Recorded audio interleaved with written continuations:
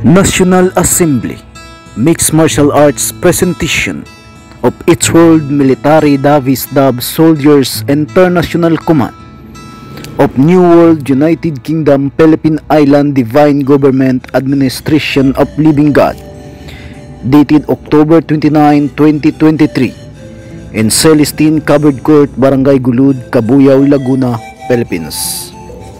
Kaya lahat ng Royal Dub Soldiers of God sa buong mundo makinig sa presentasyong ito.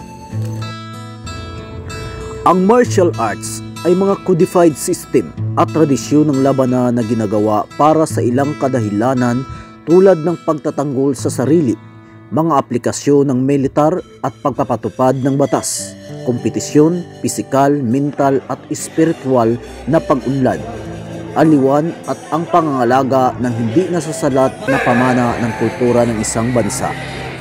Tulad ng ilang mga tradisyonal na konsepto ng militar ay nakakita ng bagong paggamit sa loob ng modernong pagsasanay militar. Marahil ang pinakahuling halimbawa nito ay ang pagbaril ng punto na umasa sa memorya ng kalamnan upang mas epektibong gumamit ng baril sa iba't ibang mga aktwal na sitwasyon, katulad ng paraan ng isang yaduka na makabisado ang mga paggalaw gamit ang kanilang espada. Ang tradisyonal na martial arts na sumasaklaw sa armadong labanan ay kadalasang sumasaklaw sa malawak na spektrum ng mga suntukan na armas, kabilang ang mga bladed na armas at pole arm.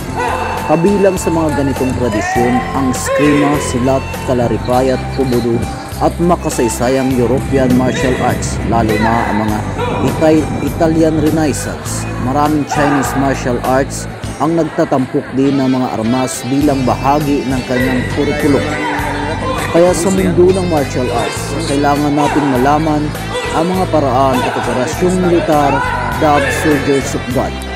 Tulad ng mga ito: unarmed, strike, grappling, armed, combat-oriented, health-oriented, spiritual-oriented, at marami pang mixed martial arts. Sama.